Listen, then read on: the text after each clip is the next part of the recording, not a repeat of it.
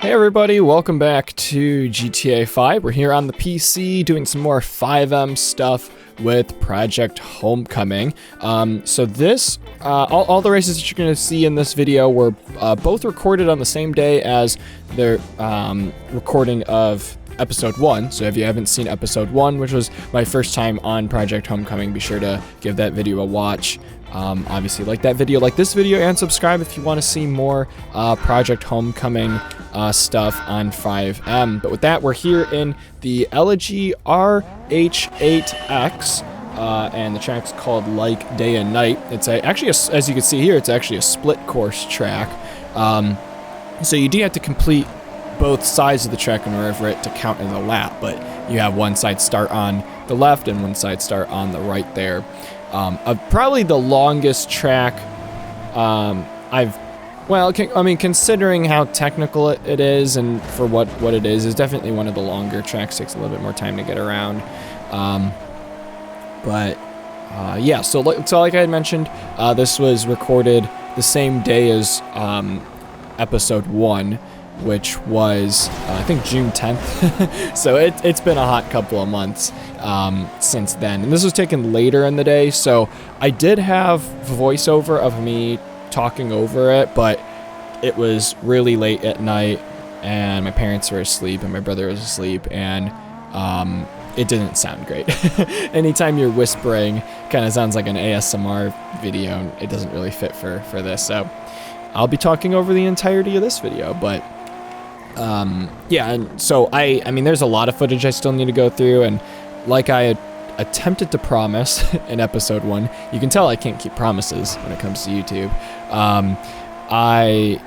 I'm hoping to release, like once a week. Originally it was gonna be like every Monday if, I can get on that schedule, but at least once a week, upload a Project Homecoming event that I've done. Like I said, I have a lot of these races from kind of the first week of playing on the server. So it should be a good amount of content through there, and you'll tell when we get to some of the newer stuff. I was able to get the controller overlay on OBS. That way you can see my steering, throttle, and brake inputs as well. So that should be cool. Hope you guys will enjoy that. It adds a little bit more to it as well, and it's also something that I can look back on, kind of improve my driving as well. Especially being on iRacing over the past year and a half, any sort of data like that is really helpful. So yeah, so that should add to the videos a little bit more, and we'll go from there. But yeah, as you see, we're still trying to complete this lap. There's a big wreck up in front of me, and I mean, I already got started on the grid pretty far back on that left-hand side, and I'm already up to P3 at least, or P3 overall. The position ticker might bounce around a lot because it also needs to calculate the positions on the other side of the course. You could probably tell as well, like you see I'm hitting all of these checkpoints, so if you look closely in the map, there are secondary checkpoints as well, just so they can work out the split checkpoint system. Like I said, it's very weird. I mean, it's very, very cool. Obviously took a lot of time to work on, but yeah, even when you come up to the bridge here, you'll see that second checkpoint up here.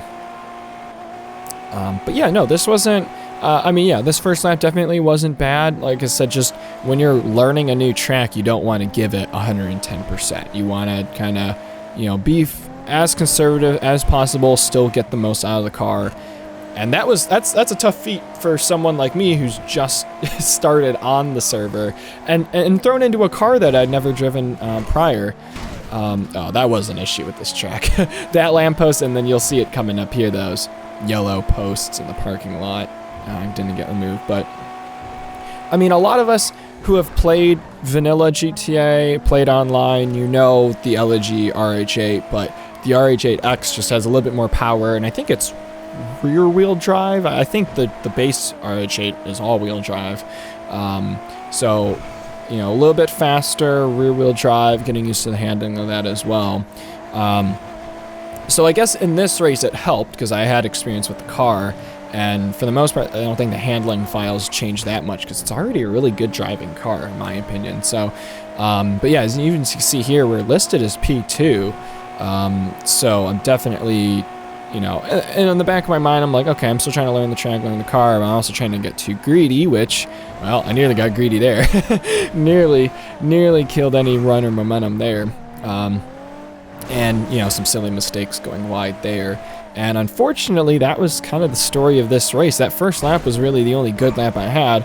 As we come up on this part here, I got really oversteery, and my rejoin was awful. It was really awful. I was thinking I could shoot the gap between the traffic light post and the building, and sure enough, I hit the building. So it cost me a couple positions there, but I'm still within top 5 range, which was good. And moving on later down into the race, so this is like lap 3 for me. Same thing, that those yellow parking lot posts just weren't removed. Now I know you can remove and this is not, you know, coming from me personally, just from what I've heard in videos. I know in the modded creator you can, oh boy, yeah, and I hit that. In the modded creator you can remove quite a bit of permanent stuff, but I don't know if you can remove things like that. I would presume the original creator attempted to do that, otherwise I think he would have changed the layout a bit on that part of the track. But yeah, regardless, it was still a nice flowing track. Oh yeah, that was another mistake, and like I said, the rest of this race was just filled with mistakes. I was definitely getting a bit too greedy time from time. Like I said, just because I was very familiar with the car, just, you know, had to adapt to the extra power. I thought, oh yeah, I'd be fine with this. So, but yeah, I mean, it was a tough course. It was also, like I said, a little bit later at night, so I really wasn't, you know, I was getting tired. I was getting to the point where I was getting pretty tired. So you start to lose some of that focus, that concentration. That's enough to kind of, you know, make silly mistakes like I did that previous lap, hitting the concrete pillars of that bridge there. And you could see even that kind of section of the track, I was really getting close to the walls and hitting things, really trying to get the most out of it. But yeah, as you can see in the bottom right, so this wasn't a lapped race, it was a timed race, and the timers expired, so I knew that this was probably going to be the last lap. Like I said, sitting comfortably in 4th, which is not too bad. I mean, you know, considering this was only the 3rd race I had done, you know, and, you know, like I said, adapting to the PC version of GTA, just adjusting to the 60 frames per second, because it is enough to change how it drives. The frames really do matter when it comes to racing games. You know, any bit of lag or whatnot, frame drops are enough to kind of throw a player off. I got this hairpin down, and like I said, just trying to do the best I can to maximize every corner. But yeah, and you know, and there's also like nothing gained or lost if I don't get, you know, finish in the position that I want. Especially since, well, I mean, you can rank up through the Project Homecoming Discord server when you apply there and such to, you know, what's it called? I guess apply or, you know, register would be for Project Homecoming. So the more races that you do, I guess, I think, I forgot about that one too. That was a really silly wreck as well. But, you know, I guess the more consistent you are, good finishes you have, you know, then you'll rank up in the Discord server and, you know, be a part of bigger roles. You know, get like the racer role or whatever. Like, I think I'm still like the rookie role or something. I forget what I am. It's been a while. But yeah, I mean, but you know, a lot of it is just having fun as well. But yeah, as you can see there, that mistake kind of cost me 5th place was coming up at me pretty quickly. Top 3 had already finished. And it hadn't seemed like anyone on the right side of the track on that split course really. Actually, wait, did that guy finish? No, they still had another lap. So, but yeah, we come across the line 4th. Actually, the positions might have been screwed up the way the race was set up. I'm not too sure. But anyways, finished P4 in that race. Wasn't bad. We trashed the Elegy, unfortunately. But at least, like I said, like once you do a race with a car on a track, you know, that if you race that car more, you'll get acquainted with it a lot easier. So the next LG RH8X that I do, I'll probably have a better understanding for driving it. And here's the second and final race of today's episode. So this track is called Vinewood 069 Plus, and we were in the Spritzer DTM, and this was a race where I definitely went to the back because this is a completely new car, completely modded car, based off of some Mercedes DTM car. I don't know the specific Mercedes brand. And this was also a very long course, too. This took up a lot of Vinewood, the Vinewood hills and things like that, which you'll see. But we're going down, I forget what road name this is, but everyone is flying. That guy over to the left goes into the drink. And I'm just like, help, I'm scared. Everyone dies at the bridge. That guy hits the tire bundles. Somehow we somewhat survived. We're now in 16th. And there's just a whole lot of cars in front of me. So I don't know if we actually see the entirety of the first lap here. But that's something I'm not too sure if I, with the more time I'm on Project Homecoming, I think if I start like top half of the field, chances are I don't drop to the back. Because sometimes getting that clean track ahead of you is enough to gap the field while the rest of the field behind you crashes and burns. But especially for this, like I wasn't too aware of the track or the course, and I wasn't, this is the first time I had driven the car, so I wasn't going to take that chance and accidentally take someone else out or block up the field anymore. But yeah, this is a tricky car to drive. You'll see it later on the lap. This was a really tricky section of the track too.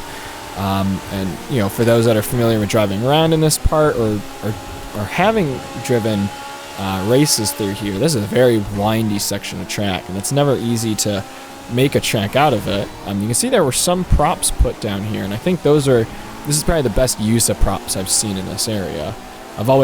In all of my tracks I've attempted to do, I've always over-propped tracks. So I felt like this was a good mix of, a good amount of props or not. This is a really tight section on the track. I can see I clipped that hay bale there, and I was very thankful for the hay bale being there. Otherwise, I probably would have got stuck there off of the barrier. So the hay bale really saved me. And this is a really tough section too. You can see I lose it there. Some other guys lose it in front of me. I didn't know if I should wait or not. I think he wound up resetting. But yeah, you don't realize how big that crest is until you take a really fast like time attack sort of car through it, especially for a DTM car like this. And this downhill part as well is never tricky. And even like the wheelbase, you can see there the car is very skittish there. The wheelbase and for how rigid the suspension and chassis was just made this car very on edge through a lot of those winding corners. You can see there that lag scared the absolute crap out of me, but currently P12 as of the end of, and this is still lap 1. So coming to the end of this lap, guy had to reset, and that puts us up to 11th. And from the Premiere Pro preview, I cannot read whoever that guy is in front of me. So I'm sorry if I don't mention any names or anything like that, but we were chasing this guy just in front of us here, and you can see the rear end of the car getting really tail happy. Here on this bridge, I was pretty much flat out through there, giving it the best I could, and then we both overdrive the corner there. That bridge is very weird because the banking just falls off. And then in front of us, the red guy hits the white DTM that was just in front of us. We narrowly avoided that. And of course, since the red guy made contact with him, he had to wait for him to get going and pass him.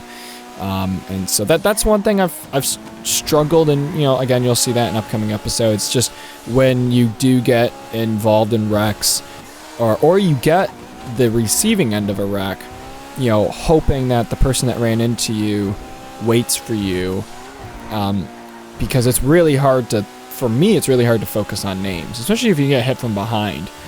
There's no chance of you being able to see the name of that person unless they're battling you position-wise, so you can see them on the right-hand side of the HUD. So that's always a concern when it comes to that. I'm very much like, if I make contact, whether they think I was the cause of it or not, I'll try my best to stay off. But going over that crest, that was a lot better. And right there, just as the transition of like those different asphalt pavements there, the road gets really, the elevation changes a lot, so the rear end of the car goes out. And even right here too, same thing, car wants to brake out, which is a cool feeling, which means, you know, it's telling you you're on edge, you know, you're pushing the car to the limits, and that's like the best feeling that you can get out of the car as a racer. Even right there, that was a heck of a save. Surprisingly, I don't think I lost that much ground to the guy in front of me, so really got away with that. But this is going to be a heck of a battle going up through Vinewood Hills and such. It's such a tight technical portion. So we get to the inside of this guy, and he's going to get some speed off of it. The way the car reacts to the curbs is very weird, but it didn't hurt us too bad. We got the advantage going up the hill. And then we're going back around. I clipped the dirt a little bit there. And one thing I realized was that this car must have a really bad off-road traction loss. Because like as soon as you hit any dirt on the side of the road, you lose a ton of speed. And you'll tell in a later clip as well. And yeah, just every time I'm going off track there, I just keep losing speed. So I don't know if that's the car itself. I don't know how off-road traction losses is considered, if it's like the car itself or if it's the type of tires you use. That's also another debate too. A lot of people will run off-road tires, and I don't think it's a traction thing, but it's because it can handle bumps better than the regular street tires. So I'm not too sure if in Project Homecoming if that's still the case, or if they're able to edit like every tire. Like I said, if I was on off-road tires, maybe those curbs wouldn't upset the car badly. But I have really yet to experience that. They have added those open wheel tires. You can select those open wheel tires and use them on regular cars. And I know those on the vanilla Formula One cars, with vanilla open wheel cars, like they do have some sort of like tires can clip flag. That way they're not getting like over speed from bumps and things like that. And it also takes bumps a little bit nicer. So I don't know if it's worth putting those on every single car. They do look weird. They kind of look like stock car wheels. Actually, a little bit thicker than those. Yeah, I mean they look like the current Pirellis that you see on F1. You know, fairly thick, fairly thick walls. But I don't know if that would help the handling. As you can see, there's the first big mistake I make in this race. It costs me a couple positions. It was in that same exact elevation change there on that corner where the car really kicked out. And I oversteered it way more than or overcorrected, I should say, way more than I should have. So that dropped me a couple places. I think that I was 7th prior to that incident, and that put me down to 9th. And the guy that was just in front of me, you see that little star there. Usually the star shows up whenever, I believe you have to be in the top 5 in the event. And then that star shows you, like if you're in 1st or 2nd, and it goes up to 5th. So that guy in front of me had also made a big mistake. Like he was, I can't tell what position he was in because the preview on Premiere is so small. But, you know, he had also lost some ground as well. So we were kind of battling to see if we could pick up another position. Obviously, he's trying to protect it, and I'm trying to gain it as we come out to the end of lap 3 here. And you can see the rest of the field finishes too. So, I mean, I guess considering how big this track was, we really weren't that far from the lead pack, that lead group, but those guys were way faster. I mean, you can even see the lap record on the bottom, and then my lap best was that last one, and I think this is the same lap I hit the tree, so I don't know if I go faster here. You know, it doesn't look like I go faster, but we do snap another position because someone had wrecked there just prior to the last corner, and I think that was P8 there, if I recall correctly, at the end screen. So yeah, there you have it. Those were the last 2 races, I guess you can say, I did on June 10th, I believe. And like I said, I hope to, you know, crank out more of these Project Homecoming races, since I have a ton of them in my OBS folder. So if you guys enjoyed, be sure to like the video, subscribe for more Project Homecoming stuff on the channel. And yeah, we'll keep cranking through it. Like I said, I'm only in it because I've loved all the stuff I've seen from the server, and you know, just the FiveM stuff in general through PC. is really cool. A lot of the role play servers as well are pretty neat. I don't know if I'd get into those, but the racing stuff is definitely suits me well. So from that though, that's going to be it for me. I hope you guys enjoyed, and I will see you guys in the next video.